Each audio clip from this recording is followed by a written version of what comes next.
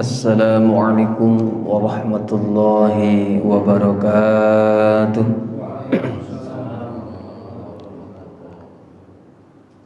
A'udzu billahi minasy syaithanir rajim. Bismillahirrahmanirrahim. Alhamdulillahilladzi ja'ala as-salata tanha 'anil fahsya'i wal munkar.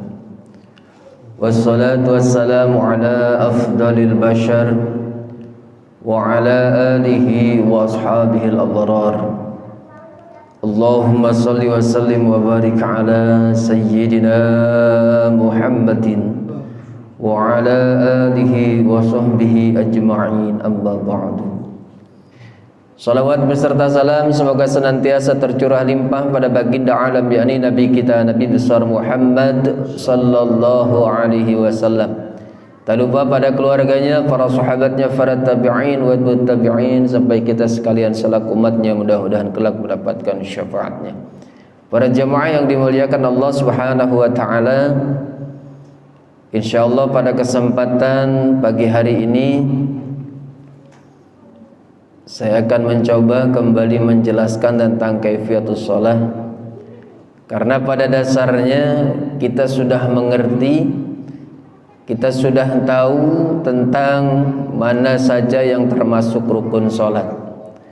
Tetapi pada hakikatnya terkadang kita cuma hanya sekedar tahu bahwa yang namanya ini dan itu termasuk rukun sholat, padahal yang namanya rukun sholat bukan hanya sekedar itunya, pokoknya, tetapi bagaimana caranya kita melaksanakan sesuai dengan syarat-syaratnya.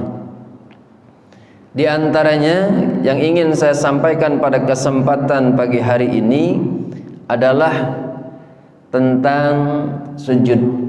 Ya, sujud walaupun mungkin pernah saya sampaikan, tetapi pada prakteknya terkadang masih banyak ditemukan saudara-saudara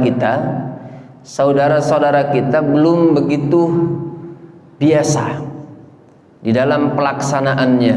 Kenapa? Karena mungkin untuk merubah kebiasaan yang dilakukan sudah berpuluh-puluh tahun sementara harus diganti dengan perubahan yang sangat cepat, yang insya Allah perubahan ini perubahan yang memang sesuai dengan yang harus ataupun yang seharusnya. Ini susah sekali karena sudah seolah-olah mendarah daging, tetapi ya memang harus dirubah. Demi apa? Demi mencukupkan atau memenuhi rukun dan sekaligus syarat dan rukunnya. Ya, termasuk kita harus mengetahui tentang syurutus sujud, syarat-syarat di dalam bersujud. Kalau kita sudah memenuhi syarat-syarat dan dalam melaksanakan sujud, maka insya Allah rukunnya terpenuhi. Kalau rukunnya terpenuhi dari salat kita, insya Allah salat kita adalah salat yang diterima oleh Allah Subhanahu wa taala. Kadang-kadang cuman di antaranya apa di antara rukun salat? Oh, ada ruku, i'tidal, sujud. Jadi cuma sujudnya, padahal kita juga harus memperhatikan cara sujudnya yang seperti apa. Ada anggota-anggota sujud harus dipenuhi sehingga nanti tersebutlah satu rukun sujud, karena memang sudah memenuhi syarat-syarat daripada sujud. Oleh karenanya coba kita kembali membuka, dan saya berharap apabila kita sudah mengetahuinya jangan hanya terhenti di kita, tetapi kita berusaha bahkan berkewajiban untuk memberitahukan kepada orang lain, wabil khusus kepada keluarga kita, istri kita, anak-anak kita, atau orang-orang terdekat kita. Ini perihal tentang sholat.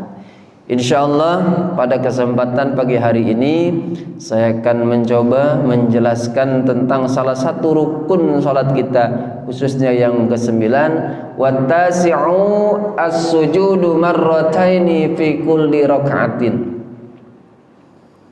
wa aqalluhu mubasharatu jabhatil musalli mawdi'a sujudihi minal irdi aw ghairiha wa akmaluhu ayyukabbira lihawihi lis-sujudi bila raf'in yadayhi bila raf'i yadayhi wa yad'u rukbatayhi summa yadayhi summa jabhatahu anfahu.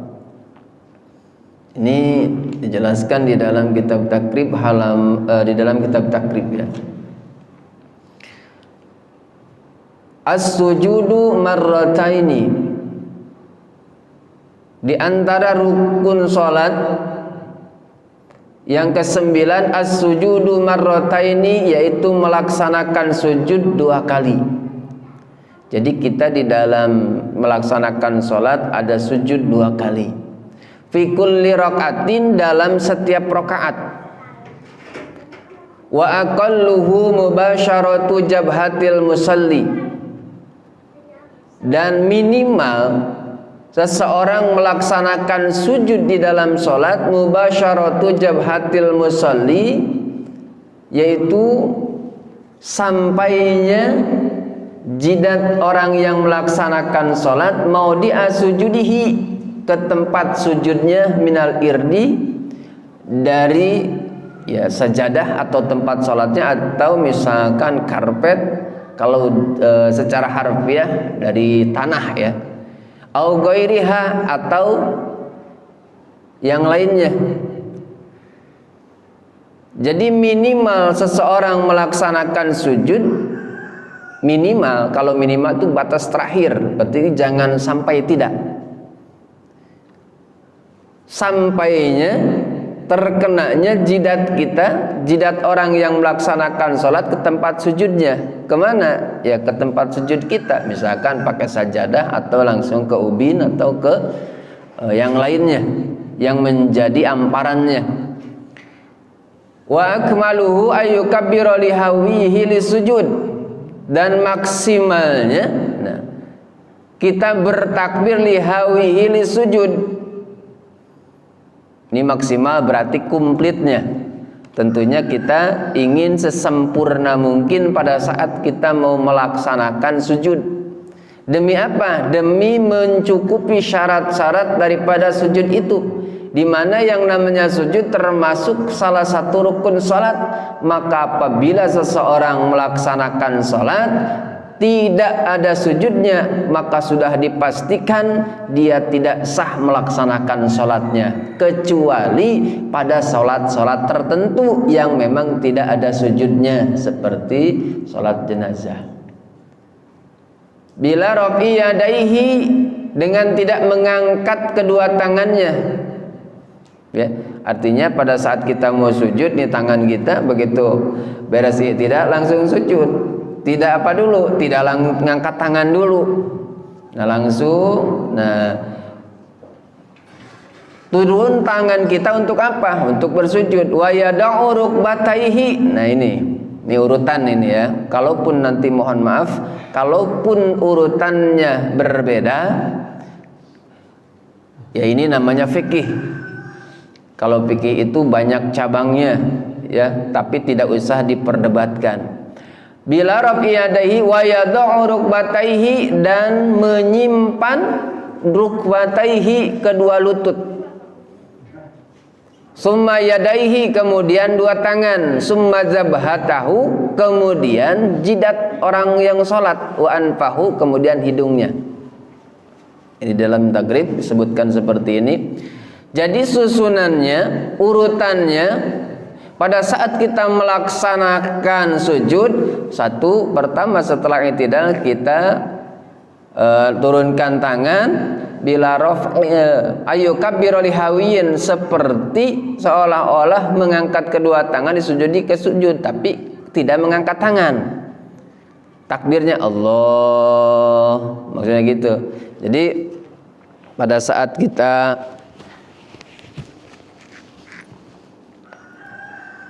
melaksanakan sujud, sami Allahu liman hamidah, Allah. Nah ini pindah Allahu Akbar. Mana yang pertama kali? Nah di sini disebutkan wa yad'u rukbatayhi, maka anggota sujud yang pertama menyentuh tempat sholat kita adalah lutut. Ya, lutut. Summa yadaihi, kemudian 2 telapak tangan. 2 telapak tangan. Summa jabhatahu, kemudian jidat. Wa anfahu, kemudian hidung. Ini hidung tidak jadi wajib. Tidak jadi wajib kenapa? Karena bukan termasuk anggota sujud. Karena yang namanya anggota sujud disebutkan di hadis yang lain. Anggota sujud ada berapa, Pak? Ada 7, ya. Anggota sujud itu ada 7. Mana anggota sujud? A'dha'us sujudi sab'atun. Anggota sujud sab'atun ada 7. Al-jabhatu, 1 jidat. Yang kedua butunul kaffain, 2 telapak tangan. Warrukbatani, dan 2 lutut. 2 butun asabi'ir rijlain, dan 2 ujung-ujung jari 2 kaki kita, ya. 2 ujung-ujung jari kaki kita. Makanya ada 7. 1 jabhah, 1 tuh. Ditambah lagi 2 telapak tangan. 2 telapak tangan, jadi dihitungnya 2 telapak tangan 3 tuh, jadinya 3 karena 2. 2 lutut berapa? 5 ditambah itu. Nah, hadirin jamaah yang dimuliakan Allah Subhanahu wa taala, itu semua harus apa? Harus sesuai dengan yang semestinya. Lalu bagaimana kalau tidak hidung? Nah, hidung disebutkan di sini. Hidung ini tidak ada, ya. Misalkan harus dengan hidung. Bahkan di ada surutus sujudi, adapun syarat-syarat sujud sab'atun 7. In sajada ala sab'ati a'dha'in fa anta bi wa antakuna jabhatuhu maksyufatan. Saya pernah menjelaskan ini. Anggota sujud, syarat-syarat sujudnya satu dari yang 7 itu terbukanya jidat. Terbukanya jidat. Jidat kita harus terbuka, ya. Kening kita ini harus terbuka. Tidak boleh tertutupi. Tertutupi apa? Tertutupi apa saja. Kecuali emang ada ujur syar'i. Contoh ujur syar'i itu apa? Misalkan ada handiplas. Handiplas itu misalkan menutupi jidat kita, sehingga kalau misalkan handiplasnya kita buka, ini ada luka, bakal berbahaya. Itu pun kalau memang dikhawatirkan ada bahaya, atau menurut saran atau anjuran dokter tidak boleh dibuka dulu. Sedangkan lukanya di pas tempat sujud kita. Atau apalagi, apa saja, ya. Apalagi apa saja yang bisa menghalangi jidat kita, termasuk kita pakai peci tetapi pecinya nutupin jidat. Jadi nanti judulnya bukan jidatnya yang kena tempat sujud, tapi pecinya. Nah ini makanya kita kadang-kadang orang, wah yang penting kan ada rukun sholat itu salah satunya sujud. Saya sujud, padahal sujudnya jidatnya masih terhalangi, maka tidak sah. Kenapa? Sujudnya ada, tapi harus nih syarat daripada sujudnya harus maksufatan, harus terbuka. Harus terbuka, ya. Jadi tidak boleh ada benda yang menghalangi. Tidak boleh ada benda yang menghalangi. Termasuk apa? Termasuk bagian dari baju kita. Misalkan kadang-kadang kan misalkan suka ada pakaian yang agak sedikit gombrang, gede gitu ujungnya, sehingga kita sujudnya begini. Ini menghalangi. Nah itu tidak boleh. Atau saya pakai sorban, karena ada khawatir ngebu, maka sorbannya saya beginiin. Ini tidak boleh, ya, tidak boleh. Tidak boleh menjadi tempat sujud kita, karena hal tersebut masih nempel, ini menempel. Wa tahammulu bi ra'sihi, kemudian sujud itu tempat sujud kita selain harus bersih, ya. Bersih, suci, jidat kita tidak ada yang boleh menghalangi. Begitu kita sujud juga sama. Kepala kita ini wa tahammulu bi ra'sihi, seseorang itu merasakan bahwa sujudnya benar-benar yang jadi tekanannya, telakannya adalah kepala kita, jidat kita, ya. Jadi jidat kita benar-benar. Nah kemudian di situ juga harus tumaninah, harus tenang. Artinya setiap gerakan-gerakan kita harus tenang. Mulai dari kita, nah ini kadang-kadang kan enggak, cuman sujudnya doang. Padahal tangan kita juga bukan per. Kalau tangan seperti per, maka akhirnya sujudnya pun seperti per, pantulan doang begitu, tek tek tek gitu kan. Artinya bagaimana? Nah, kita mulai dari dua lutut, kemudian dua tangan. Nah, ini harus ada ketenangan sampai kemudian jidat kita. Ukuran ketenangan ataupun tumaninah biqadari qauli lafzi subhanallah, seukuran kita mengucap kalimat subhanallah. Bahkan alhamdulillah kita mah ada tambahnya, subhanallah, subhana rabbiyal a'la wa bihamdihi. Bahkan berapa kali? Sampai 3 kali. Alhamdulillah, mudah-mudahan termasuk kepada tumaninah, karena kita udah lebih dari ukuran subhanallah ya. Kita udah subhana rabbil a'la wa bihamdihi, subhana rabbil a'la wa bihamdihi, subhana rabbil a'la wa bihamdihi, Allahu akbar. Nah, para jamaah yang dimuliakan Allah Subhanahu wa taala, kemudian wa adamul hawi li ghairihi. Di antara syarat sujud adalah kita apa? Kita ini sujud bukan karena yang lain, tetapi semata-mata niat sujud. Jadi tidak ada yang niat yang lain. Misalkan begini, pada saat kita ruku nih, kita ruku, kemudian kita pas mau sujud terdorong atau dinaikin anak kita tiba-tiba, itu nggak ada niat kita seperti itu. Maka harus niat Allah. Maksudnya niatkan dalam hati kita memang mau sujud. Jadi bukan sujudnya kita bukan karena misalkan pusing, ini termasuk sujud, tiba-tiba pusing langsung nyuksruk lah istilahnya gitu. Itu tidak ada niat. Maka niat kita di dalam hati memang mau melaksanakan sujud. Jadi sujudnya kita memang mau melaksanakan sujud, dan sujud bukan selain kegiatan tujuannya di luar sholat. Sujud karena memang kita melaksanakan sholat. Wa adamul hawi li ghairihi wa alla yasjuda ala syai'in yataharrak biharakatihi. Kemudian kita juga syaratnya tidak melaksanakan sujud kepada sesuatu yang bergerak. Biharakatihi, dengan geraknya orang yang melaksanakan sholat. Ya, dengan geraknya orang yang melaksanakan sholat. Maksudnya gimana? Nah ini, misalkan kita sujud ke alas yang diam, ya terkecuali misalkan sholatnya di mana? Di pesawat. Di pesawat itu contohnya di kapal, di laut gitu kan. Otomatis begitu ada ombak agak gerak-gerak. Itu lain ceritanya, karena memang kita juga tidak biasa sholat di situ, hanya sewaktu-waktu melaksanakannya.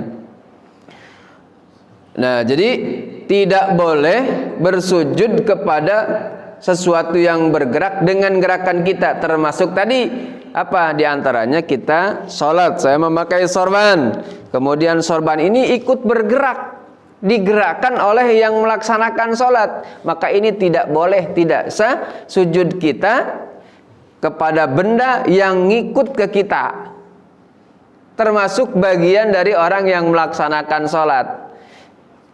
Akan saya yang penting sujud. Nah ini kadang-kadang orang mengatakan yang penting saya sujud, tetapi tidak memperhatikan syarat-syarat sujudnya.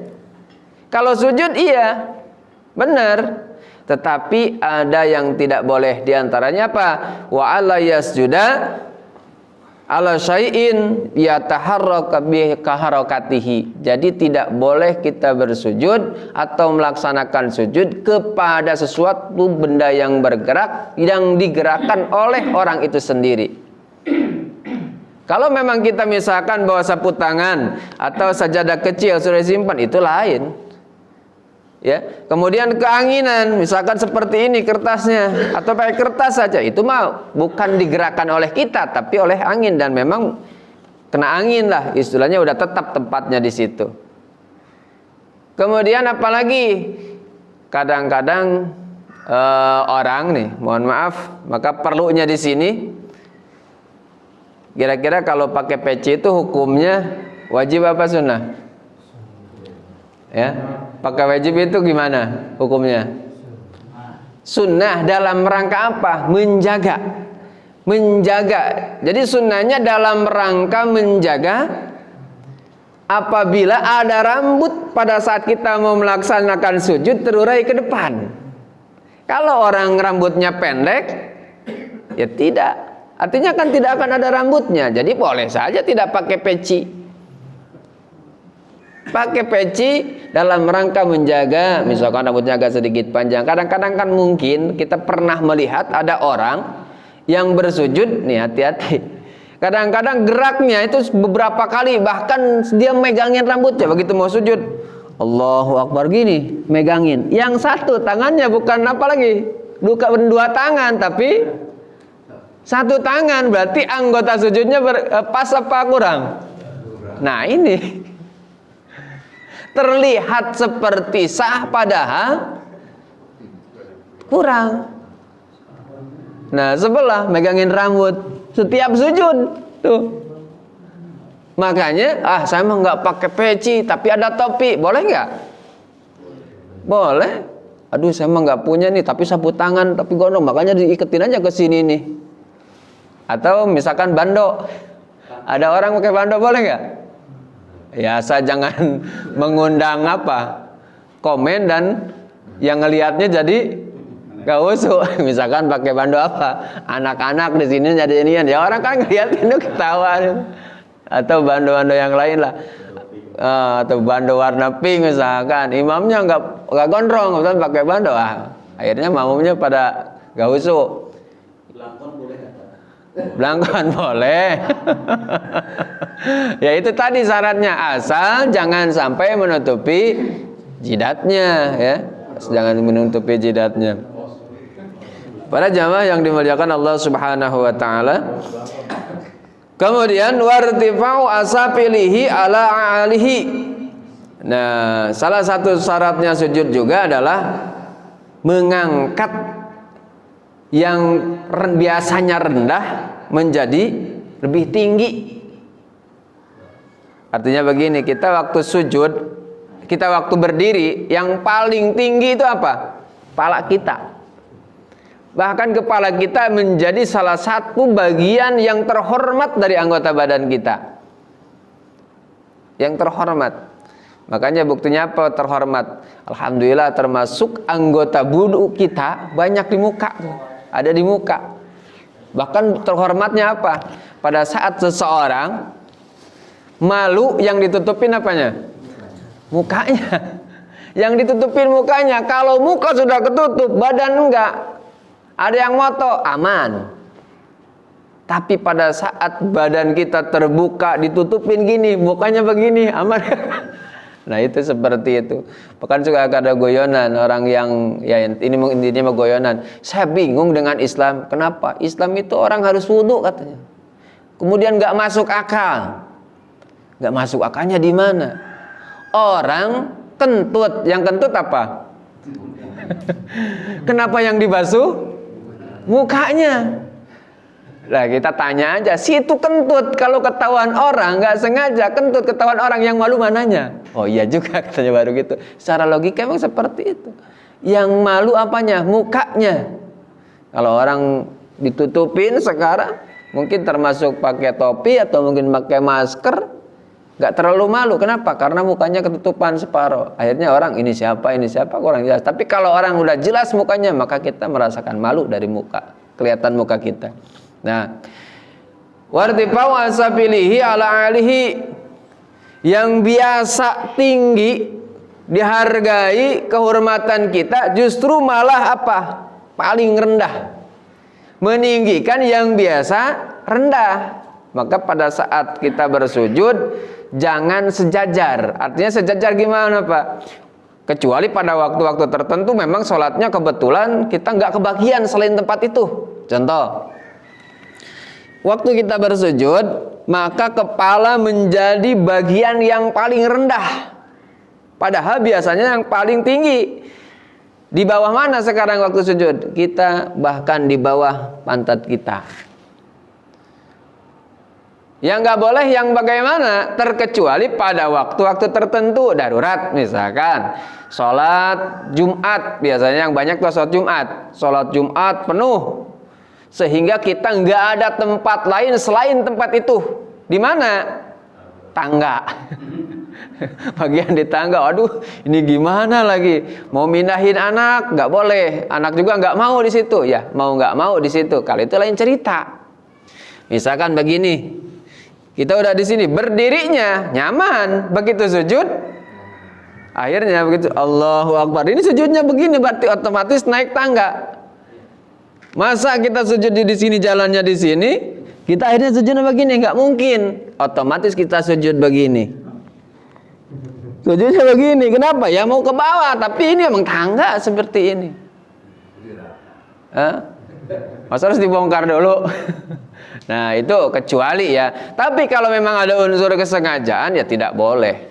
Karena memang salah satu syarat daripada sujudnya adalah menjadikan bagian yang tertinggi dari kepala kita menjadi yang paling rendah. Jangan sejajar. Jadi yang gantian. Mungkin kata pantat kita, wah sekarang saya yang di atas kamu. Ujungnya bangun lagi ya tetap aja kalah. Para jamaah yang dimuliakan Allah Subhanahu wa taala, wattumaninatu fihi, kemudian syarat sujud yang selanjutnya diantaranya adalah tumaninah. Artinya tenang, mulai kita dari kedua tangan kita, bahkan di sini kedua tangan maksyufatan juga, ya. Maksyufatan artinya terbuka. Bahkan di sini saya lanjutkan kembali.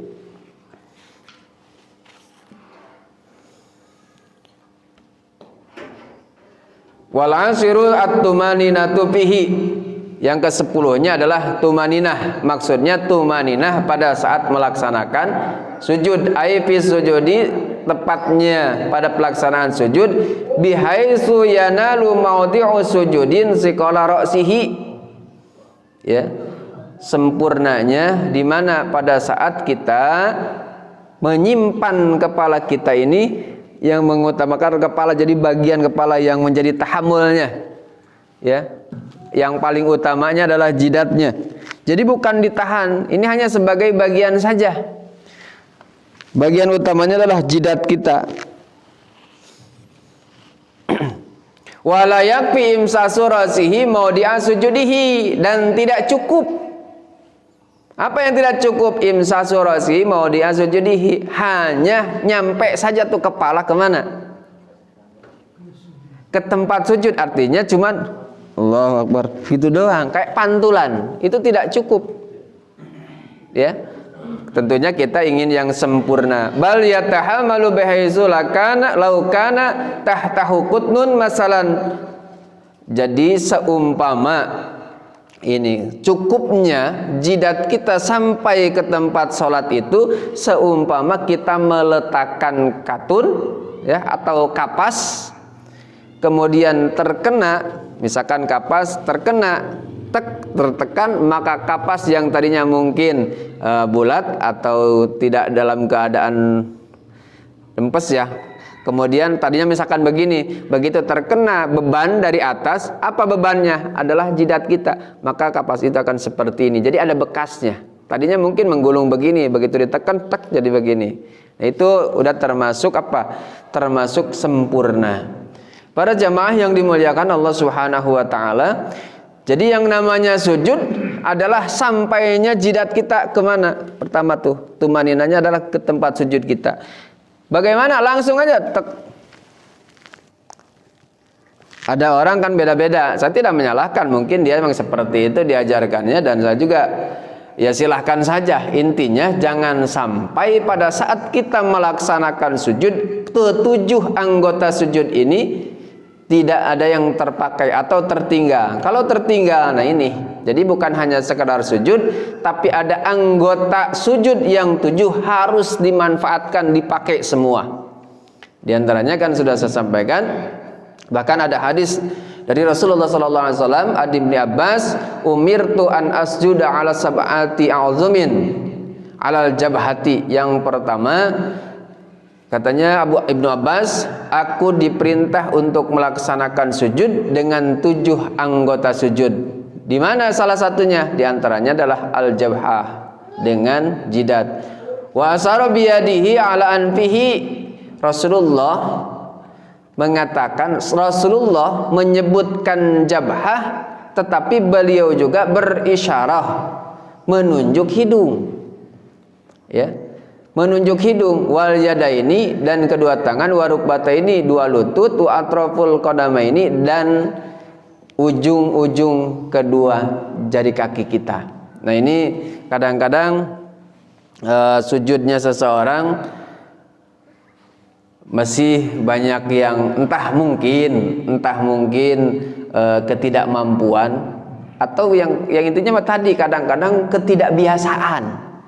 Karena dulu begitu, yang penting sujudnya, sementara dia tidak memperhatikan yang lain. Jadi yang sempurnanya begitu kita sujud, pertama 2 telapak tangan tidak sujud tidak dikepalkan. Terbuka sederhana, artinya tidak terlalu rapat, tidak terlalu lebar tangannya, jari-jarinya. Kadang-kadang sampai begini, enggak, ini begini. Seperti kita takbiratul ihram. Takbiratul ihram bukan seperti, tidak begini. Tidak terlalu rapat banget begini, gini banget, enggak. Artinya begini, sederhana, sedang. Bahkan Allahu Akbar, ini ujung-ujung jari kakinya, itu ujung jari kaki, jari kita, itu semua jihad ke kiblat. Diusahakan jihad ke kiblat. Allahu Akbar. Untuk ngangkat silahkan beda-beda kalau untuk ngangkat mah. Yang intinya seluruh jiwa raga kita, ya kalau niat sudah jelas, anggota badan kita sesuaikan dengan niat. Mustaqbilal kiblat, kaki menghadap kiblat, muka semua menghadap kiblat, termasuk pada saat kita melaksanakan takbiratul ihram pun termasuk ujung-ujung jarinya diusahakan menghadap Allah, menghadap kiblat semua. Nah, kalau terbuka begini berarti ininya bukan ujung jarinya nanti. Nah, pada saat sujud sama. Jadi dibukanya sedang, termasuk kaki juga. Ya kalau kaki emang sudah seperti itu, nggak mungkin artinya cingkup begini, dibuka begini, tapi biasa aja seperti kaki lah gitu ya. Nah, terbuka semua dan dua-duanya sejajar sama. Allahu Akbar. Kemudian lutut juga sama. Nah, kadang-kadang kekurangannya di mana? Di waktu sujud itu kaki. Ini sudah saya bulan kemarin juga di Permata sama. Tetapi pada prakteknya begitu saya mau menjelaskan itu, yang harusnya orang itu hadir yang nggak ada terus. Jadi kita mau ngasih tahu sama orang yang nggak ada. Saya titip, Pak, nanti kasih tahu. Oh, malu katanya gini ya. Jadi bingung. Yang ngaji mengaji, berusaha memperbaiki sholatnya, sementara begitu ketemu yang itu, Allah kasusnya sama. Jadi kadang-kadang sujudnya kan ada yang masih seperti ini. Jadi kakinya masih begini. Ada yang begini, ini ujung-ujung jarinya kan atroful. Ada yang begini, ada juga yang masih begini. Ada yang masih begini, atau ada yang terakhir. Kadang-kadang yang terakhir udah begini, mau menjelang tahiyat akhir, udah begini aja, udah siap langsung begini aja. Nah, ini pada saat sujud udah cukupkan dulu. Nah, ini bukan hanya sujudnya, tapi anggota sujud semua harus dicukupi. Allahu Akbar. Nah, ini kalau bisa ujung jari kaki kita semua terlipat. Udah terlipat semua. Kalau tidak bisa, aduh saya mah sakit ya. Maksimalnya ya jempolnya lah. Masa begini? Harusnya semua begini. Kalau kita sejajar begini, Pak, Allahu Akbar. Otomatis nih kepala bagian terbawah ini naik dan kepala ini menjadi bagian yang apa? Paling utama. Makanya tekanannya begini. Bukan ditahan dengan tangan kita, ditahan cuma dikit aja. Apalagi mohon maaf itu ke ibu-ibu, Bu, kenapa sujudnya kok kayak ditahan ya dengan tangan? Jidatnya nggak difokuskan langsung ke ini, tekanannya kemana? Ke tempat sujud. Make upnya takut hilang. Ada yang seperti itu. Atau saya ngeri, kenapa? Nanti malah hitam katanya. Kalau laki-laki hitam bekas sujud, nah kali perempuan nggak ada, saya temennya nanti. Oh ya itu mah alasan. Yang intinya insya Allah enggak lah gitu. Itu seperti itu. Kemudian pada waktu melaksanakan sujud masih banyak yang ininya kakinya benar atau sujudnya benar, misalkan ini mah udah pas nyentuh misalkan Allahu Akbar, harusnya kan begini, terbuka, kedua tangan tegak terbuka, dijauhkan daripada lambung. Yang hikmahnya itu udara masih ada, kita napas juga enak gitu kan. Kan masih ada yang seperti ini. Allah. Nah, kayak begini. Ini satu. Ada lagi yang Allah. Nah, ini nih.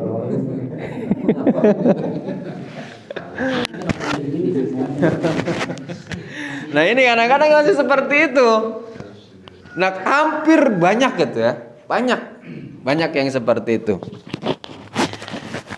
Kalau sujudnya begini, ini boleh nggak? Mungkin bagi orang yang biasa-biasa saja, itunya yang penting sujud itu kepala ke lantai, ya udah, emang benar. Tetapi a'dha'us sujud ada aturannya, diantaranya bukan seperti itu. Bahkan betul tadi, sujud model seperti itu adalah sujud yang dilarang oleh Rasulullah sallallahu alaihi wasallam. An Anas ibn Malik radhiyallahu anhu, anin Nabi sallallahu alaihi wasallam qala i'tadilu fis sujudi. Kata Rasulullah sallallahu alaihi wasallam, i'tadilu, tegakkan oleh kalian semua. Apa yang harus ditegakkan?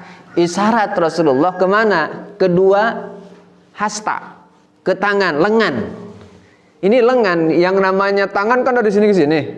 Ini lengan bagian ini. Artinya harus diluruskan begini, tegakkan. Ya. Ditegakkan. Wala yabsutu ahadukum, dan janganlah meletakkan salah seorang di antara kalian semua zira'aihi, kedua hastanya, in bisatol kalbi, laksana, nauzubillah min dzalik ya, laksana meletakkan tangan seperti duduknya seekor anjing, kira-kira begitu. Maka begini, anjing begini, nah. Tapi jangan dibilang juga, Pak, woi anjing tuh, nggak boleh. Ya udah, artinya kita setelah selesai sholat, mungkin bisa saja terjadi kepada siapa? Kepada orang-orang terdekat kita, memang dasarnya tidak tahu, atau mungkin karena bisa saja terjadi dalam artian gimana? Kok Rasulullah SAW sampai melarang orang bersujud dengan tangannya seperti itu? Yang pertama diantaranya makna dan faidah daripada hadis tadi. Satu, Rasulullah SAW memerintahkan agar mengangkat ya tangan kita, hasta kita ditegakkan lurus supaya apa? Supaya sholat kita bagus. Maka dengan pandangan, sholatnya juga bagus. Beda kalau misalkan kita seperti ini, ya. Bahkan kita jauhkan. Nah kalau ditegakkan, ini kita menjauhkan siku kita dengan lambung. Nah kalau begini, justru lambung kita malah tertekan. Mohon maaf ya, kalau yang langsing bisa gitu. Kalau yang sudah berisi, banyak isinya, ya karena beberapa begini. Nah hanya terbuka lah begini. Harusnya, maka ini kenikmatan, sebenarnya kenyamanan buat kita. Kenyamanan di dalam sholat disebutnya tumaninah, tenang. Makanya kita juga Kan sholat itu dicari yang paling nikmat. Di antaranya sesuai yang paling nikmat adalah dari gerakannya seperti ini. Maka kita beda, bisa membedakan waktu kita sholat begini dengan begini, otomatis karena mau jalur udara ada di sini juga, tidak ada yang tertekan bagian lambung kita, itu lebih nikmat. Maka disitulah menghadirkan ketenangan. Ketenangan namanya tumaninah, insyaallah. Hadirin jamaah yang dimuliakan Allah Subhanahu wa taala, bahkan kita juga tetap semangat gitu kan. Kemudian hikmahnya atau faidahnya, Rasulullah sallallahu alaihi wasallam melarang pada saat kita bersujud dengan seperti, mohon maaf, anjing yang meletakkan kedua kaki depannya seperti itu menunjukkan apa? Kita berarti menyerupakan, ya, merupakan tanda kemalasan nih. Itu tanda kemalasan, Pak. Lihat aja sekarang orang yang sujudnya begini dengan orang yang begini, itu kelihatan dari kita kesannya apa? Malas, loyo gitu kan. Islam itu apalagi di dalam ibadah, bahkan dilarang oleh Rasulullah SAW, yaitu untuk melakukan sujud dengan tangan seperti itu. Jadi ya tidak boleh. Bahkan penyerupaan dengan sesuatu yang jelek itu harus ditinggalkan. Mohon maaf, dari zatnya saja yang namanya kalbun itu kan sesuatu yang jelek, najis, maka tidak boleh. Ya, harus kita tinggalkan. Termasuk pada saat kita melihat orang-orang tercinta kita, anak kita dengan seperti itu, bukan begitu. Kita kasih tahu. Kita kasih tahu. Kalau sekarang kita kasih tahunya karena banyak dalilnya. Kita udah tahu. Dulu kita dikasih tahu sama orang tua kita, tuh menang gitu. Kalau Sunda, nggak boleh begitu. Tuh nggak boleh begitu. Kayak gogok aja. Kita nggak percaya. Masa sholat kayak gogok? Udah aja, biarin aja. Padahal ada keterangannya. Cuman orang tua kita ngasih taunya nggak pakai bilang bahwa ini ada hadisnya. Nih matan hadisnya begini nih. Enggak. Oh sekarang oh iya. Ternyata apa yang dilarang oleh orang tua kita memang ada dalilnya. Cuman mereka tidak menyebutkan secara langsung. Atau bahasa mereka itu, pamali jangan begitu. Ya, pamali jangan begitu. Kemudian hukumnya lagi kata Rasulullah, makruh kalau gerakan-gerakan sesuatu menyerupai binatang-binatang yang tidak baik terutama. Ya, salah satunya gerakan menunjukkan kemalasan. Itu juga kurang baik karena biasanya ya itu. Kira-kira gogok yang lagi seperti itu kelihatan malas apa semangat dia? Ya orang-orang duduk gitu kan salatnya. Jadi tidak semangat. Maka Rasulullah sallallahu alaihi wasallam pantas melarang orang yang saat bersujud gerakannya menyerupai binatang tersebut. Oleh karenanya ya sayang kita. Jadi mohon maaf, sampai sekarang biasanya seperti itu Pak. Pemahamannya yang penting saya sujud. Padahal sujud itu akan diterima. Sujud itu akan sah pada saat kita memenuhi syarat-syarat sujud dan menggunakan sesuai fungsinya dari 7 anggota sujud. Saya mohon maaf nih, kadang kan suka sujud itu, begitu sujud beres i'tidal, sami Allahu liman hamidah, ada yang sujud duluan turun ke lantai tangan dulu, ada yang lutut dulu. Dua-duanya yang mana yang benar?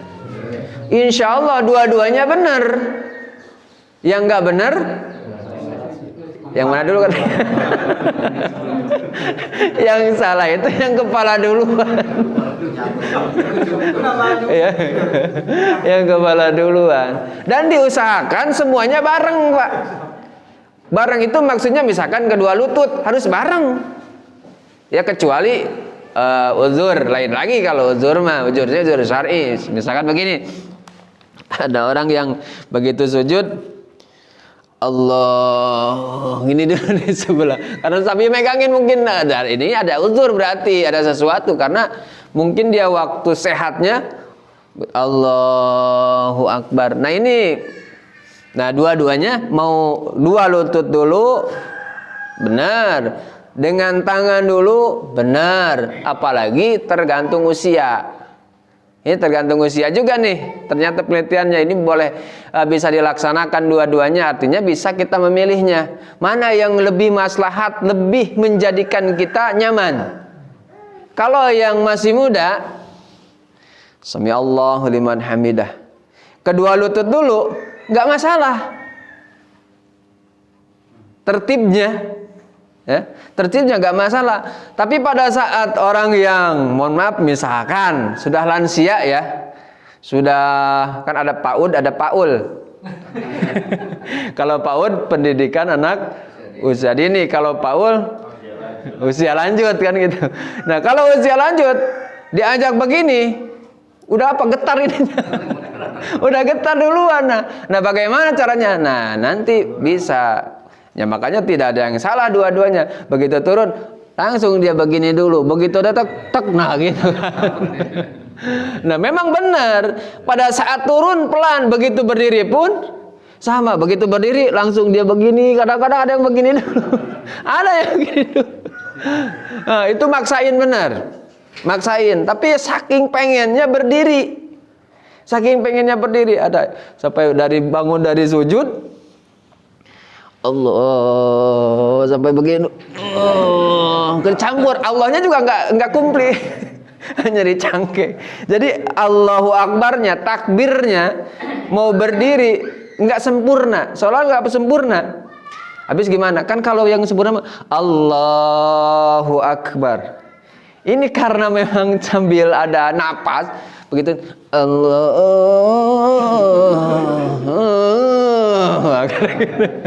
itu sampai seperti itu. Itu karena memang ya tadi itu udah PAUL, faktor U ya. Nah, disinilah. Yang jelas, insya Allah yang sesuai dengan syariat, insya Allah kita pun melihatnya akan lebih enak, lebih nyaman. Oh iya, ya kita sebelum, mohon maaf, sebelum tahu dalilnya, antara sujud yang seperti ini dengan sujud yang seperti ini, kita aja udah ngelihatnya nggak nyaman. Bahkan memang ada kesannya kayaknya gimana gitu. Ternyata ya memang seperti itu. Kata Rasulullah tidak boleh, karena salah satunya itu menunjukkan sifat malas. Hadirin jamaah yang dimuliakan Allah Subhanahu wa taala. Oleh karenanya, nah balik lagi sedikit, menurut mazhab Syafi'i, ya menurut mazhab Syafi'i, perihal tentang sujud diantaranya, bagaimana kalau misalkan sujud itu kan beda-beda ya. Artinya ada yang sujud dengan jidat. Cirinya, buktinya mana? Kalau sujud hanya dengan jidat. Kalau sujud dengan jidat itu pasti, mohon maaf, min asari sujudnya, bekas sujudnya di sini. Di sini, Pak. Ini yang nggak pakai, yang tidak menyertakan hidung. Kenapa? Karena pasti di sini. Kalau sujudnya begini, ini pasti nggak kena. Tapi kalau, mohon maaf ya, kita bisa lihat tandanya. Kalau tanda hitamnya di sini, itu kemungkinan sama rata hidungnya ikut kena. Ya, ikut kena. Bisa saja orang jidatnya pada di sini, tapi hidungnya masih kena. Ya mungkin karena hidungnya mancung. Tapi ukuran, mohon maaf, saya itu nggak bakal ketemu. Ya, jadi nggak usah memaksakan. Itu hanya apa? Kondisional. Artinya ya dengan keadaan kita, yang penting patokan utamanya adalah jidat. Makanya tidak termasuk anggota sujud. Cuma Imam Syafi'i mengatakan itu sunnah saja. Silahkan kalau memang sampai hidungnya repetin, asal sempurna kena jidatnya, silahkan. Tidak ya nggak apa-apa. Nah, para jamaah yang dimuliakan Allah Subhanahu wa taala, makanya ada tandanya. Ini orang pakai hidung enggak? Artinya begini, saya bisa sedikit memperkirakan begitu dia dilihat dari mukanya, wah nggak jauh beda. Artinya apa? Hidungnya sama seperti saya, tapi jidatnya misalkan di sini hitamnya. Berarti kemungkinan pada saat dia melaksanakan sujud hanya jidatnya saja dan tidak menekan sampai misalkan hidung. Udah cukup hidung hanya nempel sedikit saja. Para jamaah yang dimuliakan Allah Subhanahu wa taala. Nah, ini kata saya kembali sampaikan. Jadi kita memahami rukun itu bukan hanya pada gerakannya doang. Saya sujud, tidak. Tetapi kita juga harus mengetahui sekaligus memenuhi syarat daripada apa yang kita lakukan. Seperti sujud tadi, syarat sujud begini, harus begini, harus begini, kita harus itu. Kalau sujud hanya sama sujud, tidak ada bedanya. Orang pada umumnya, anak sujud pakai jidat, yang ngerti ilmu pakai jidat. Tetapi yang mengerti ilmu, oh saya berarti tangan pun harus begini, kaki pun harus dilipat, jari-jarinya. Kalau tidak mampu semua, minimal bagian ibu jarinya. Dan diusahakan termasuk di tahiyat duduk antara dua sujud, kaki jari kanan dilipat kan gitu kan. Seperti itu kita harus bisa ya bedain lah antara orang yang biasa sholat dengan menggunakan ilmu, dan ada orang yang biasa melaksanakan sholat hanya memenuhi misalnya kewajiban, pokoknya saya udah sholat aja gitu, tanpa mengetahui tentang ilmu-ilmunya, tentang sholatnya. Oleh karenanya setelah kita tahu, bahkan mungkin pernah diulang-ulang, ada yang melaksanakan seperti itu, tak terkecuali keluarga kita, maka kita harus berusaha meluruskan. Jangan begini, jangan begini, ini harusnya begini, kita usahakan. Para jamaah yang dimuliakan Allah Subhanahu wa taala, mungkin itu saja yang dapat saya sampaikan. Intinya mudah-mudahan semakin baik gerakan-gerakan salat kita. Mudah-mudahan salat kita mendekati salat baginda Rasulullah sallallahu alaihi wasallam, dan mudah-mudahan salat kita salat yang diterima oleh Allah Subhanahu wa taala karena kita sudah mencukupi memenuhi syarat dan rukunnya. Amin ya rabbal alamin. Ada pertanyaan? Lupa lagi. Yang pertama tadi tumaninah. Ukuran tumaninah minimalnya tadi ya. Kalau di dalam sujud wa aqalhu mubasyaru jabhatil musalli mawdi'a sujudihi minal ardi aw ghairiha. Jadi sebentar tek. Nah, ukuran tumaninah itu semuanya ada ukurannya. Bi qadri qauli lafzi subhanallah. Ukuran termasuk tumaninah minimalnya itu kita mengucap subhanallah. Kita mah alhamdulillah udah banjangan gitu kan. Subhana rabbiyal a'la wa bihamdihi, walaupun baca waktu sujud tidak seperti itu. Subhana rabbiyal a'la wa bihamdihi, subhana, kan enggak seperti itu, cepat juga kan. Subhana rabbiyal a'la wa bihamdihi. Nah, ukuran termasuk sudah tumaninah minimalnya subhanallah. Artinya subhana rabbiyal a'la gitu doang. Artinya begitu kita sujud subhanallah gitu aja kan. Kan kalau bacaannya mah sunnah ya. Tetapi kita kalau diukur sampainya jidat kita ke tempat sujud minal irdi ini, seukuran lamanya kita nyebut subhanallah. Nah, begitu subhanallah. Ini termasuk bagian udah tumaninah. Itu seperti itu. Saya mah pelan, ya lebih baik, bahkan lebih banyak nggak apa-apa. Yang kedua apa tadi tuh? Lupa. Sujud lama satu sama lamanya. Oh iya. Sujud antara sujud rokaat pertama misalkan dengan rokaat terakhir. Kok beda? Boleh nggak? Boleh.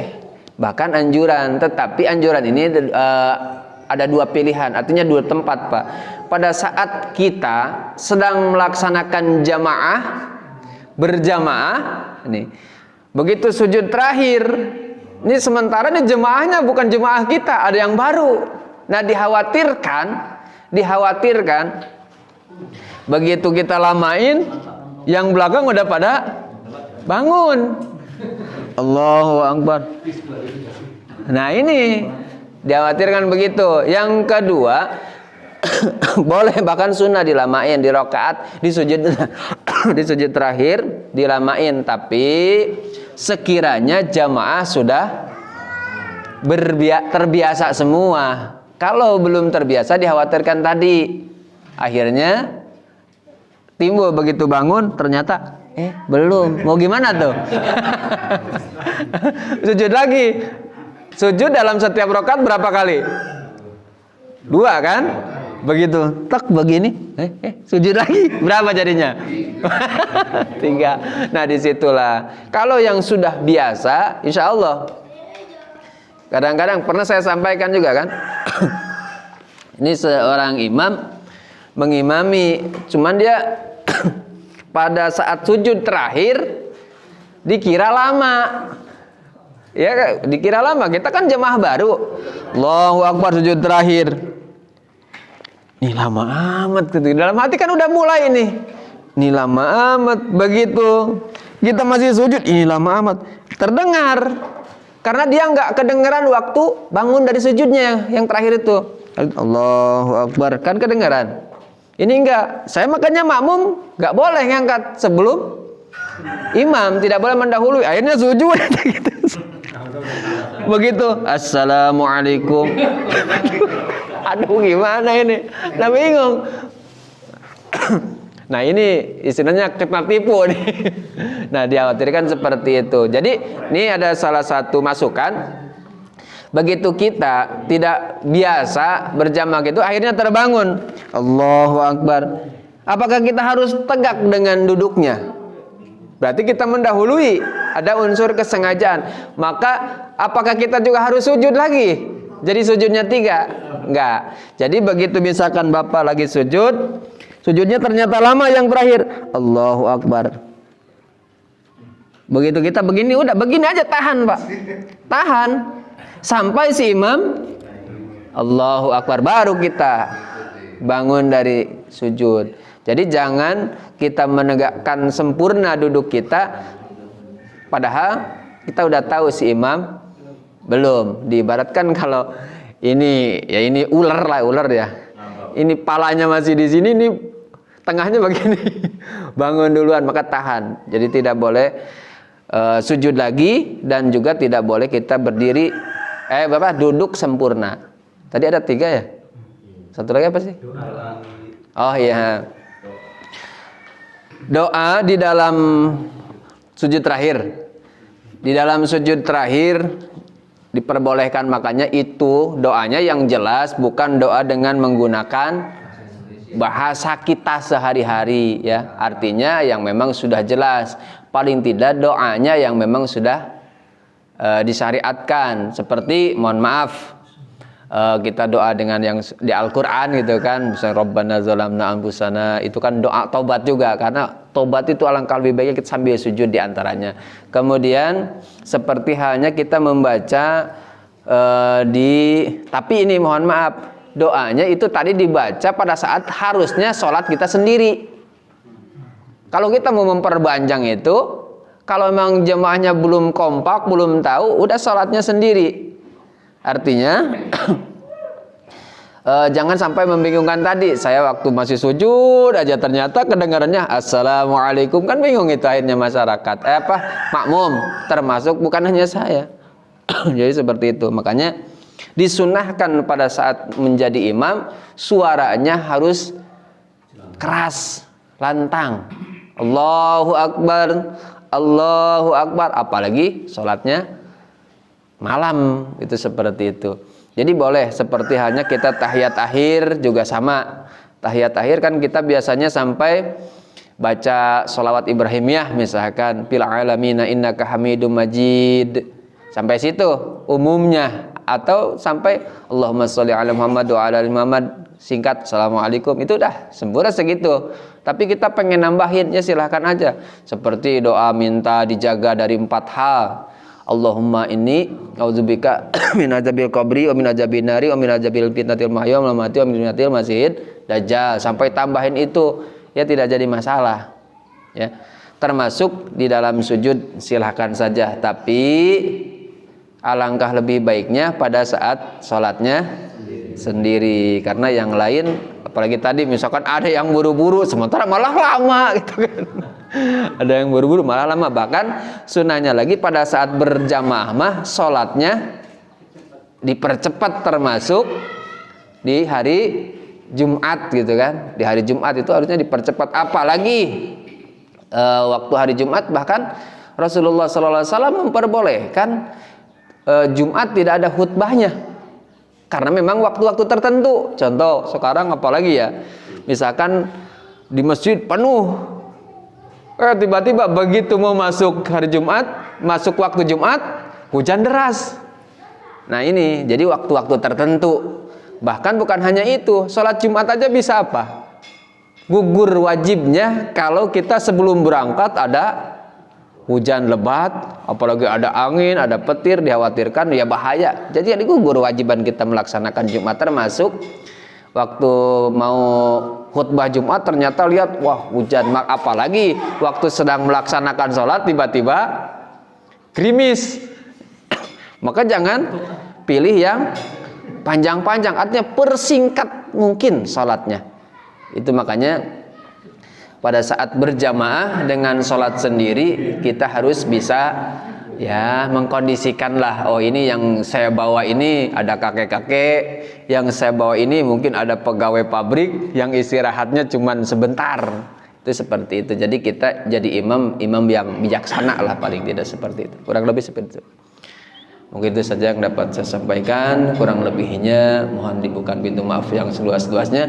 Kalaupun ada sedikit perbedaan, itulah fikih ya, namanya bercabang.